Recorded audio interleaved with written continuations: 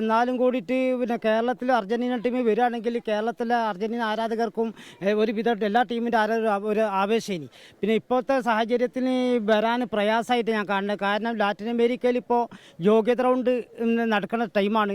ഇനിയിപ്പോൾ 2026 ലോകകപ്പാണല്ലോ. ആ സമയത്ത് വരാൻ തീരെ സാധിക്കില്ല എന്ന് എനിക്ക് തോന്നുന്നത്.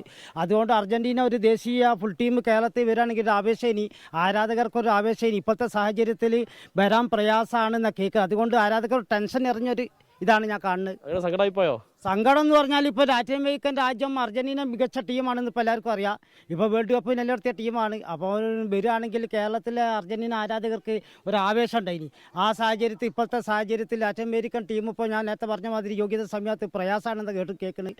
അതുകൊണ്ട് ടെൻഷൻ തന്നെയാണ് അർജന്റീന ആരാധകർക്ക് കാണുന്നത്. ഇനിയിപ്പോൾ നമ്മൾ വേൾഡ് കപ്പ് 26 വേൾഡ് കപ്പ് കഴിഞ്ഞിട്ടല്ലാതെ ആലോചിക്കല്ലാതെ ആ വർഷം വരാൻ ഒരിക്കലും സാധിക്കില്ല.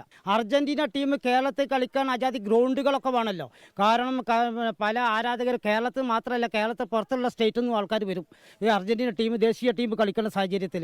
ആ സമയത്തിൽ വരികയാണെങ്കിൽ ഒരു ആവേശം. ഇപ്പോഴത്തെ സാഹചര്യത്തിൽ പ്രയാസമാണെന്ന് പറഞ്ഞു. ഇപ്പം മെക്സിക്കോ ആയിട്ടൊരു കളി നടക്കുന്നുണ്ട് എന്നാ കേൾക്കുന്നത്. ഒരു സൗഹൃദ മത്സരം മെക്സിക്കോ ആയിട്ട് അർജന്റീന കളിക്കുന്ന കേൾക്കുന്നത്. ഇപ്പോൾ പ്രയാസമായിട്ട് കാണുന്നത്. ഇനിയിപ്പം മന്ത്രിയും എങ്ങനെയാണ് പറയുന്നത് ഇനിയിപ്പോൾ പറയാൻ പറ്റാത്തൊരു സാഹചര്യമാണ്.